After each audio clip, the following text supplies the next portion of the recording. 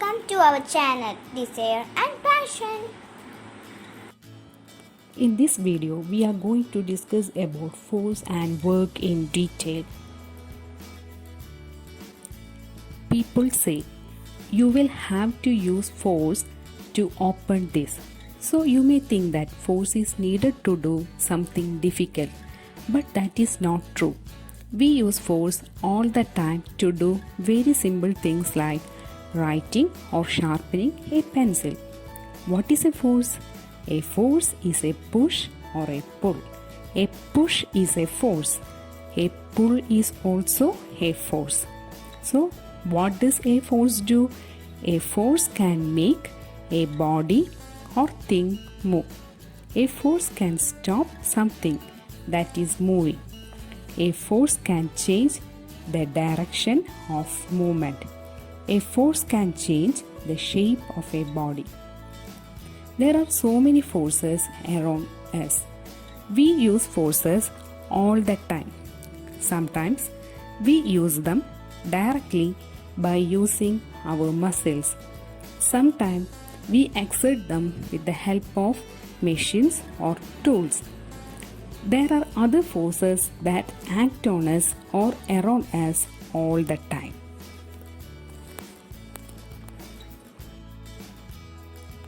We already said there are so many forces around us all the time. Let us discuss about some forces. First, gravitational force. All bodies pull other bodies with a force called gravitational force. This force is exerted even when the bodies do not touch. So, you exert a force on the things in your room, on your friends, and so on, and they too exert this force on you. Then,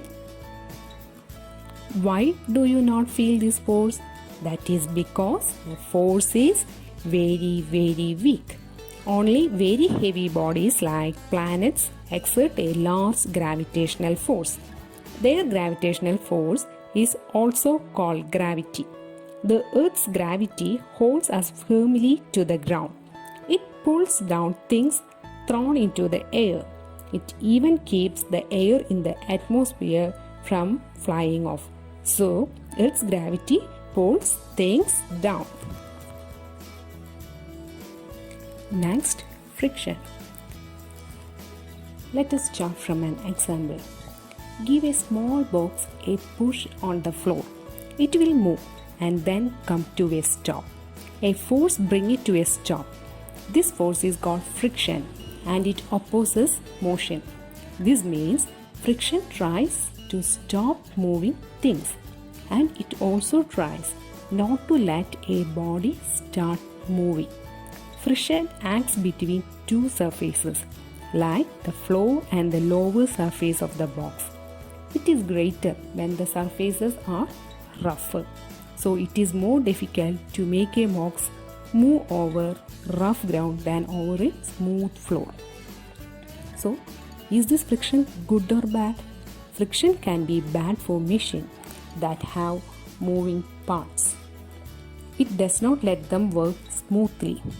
That is why people oil their sewing machines and bicycles. Oil makes surfaces smooth, which reduces friction. People also smear powder over carom boards to reduce friction. This makes the striker and counters move smoothly. Friction helps us in many ways. For example, the friction between paper and pencil helps us write.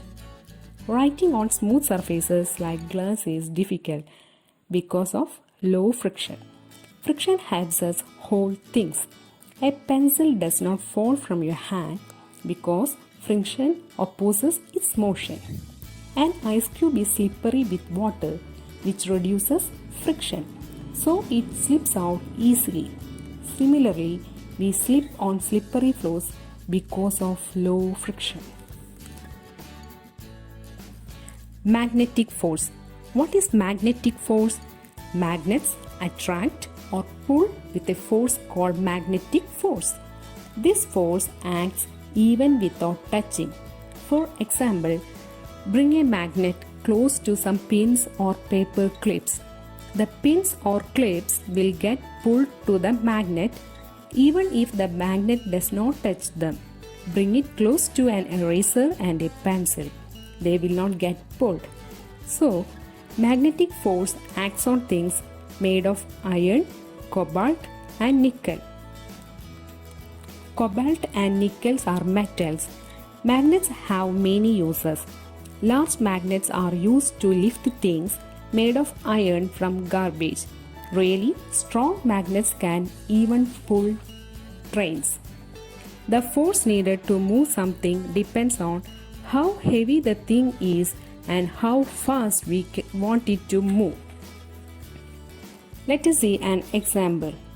Try pushing a swing with no one sitting on it. The swing will move without much of a push. Then ask a friend to sit on the swing.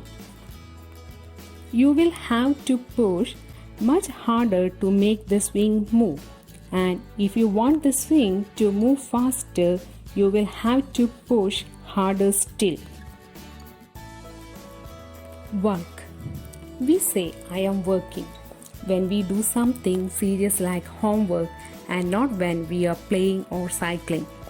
A scientist would say that you are working while you are playing or cycling, but not when you are reading. A scientist says work is done when a force is applied on something and it moves. When you read, you do not move anything, so you do not work. But when you turn a page, you move it, so you work.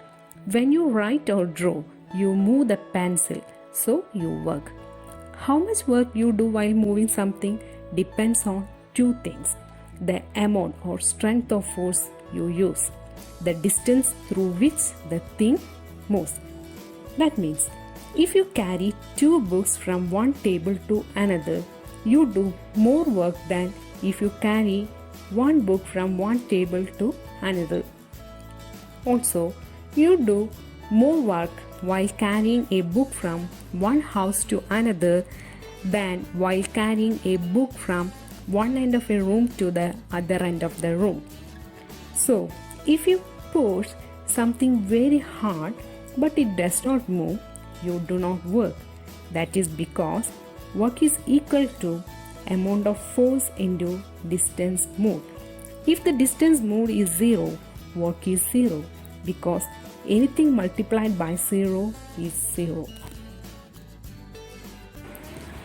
Thank you for watching our channel. Please share, like and subscribe.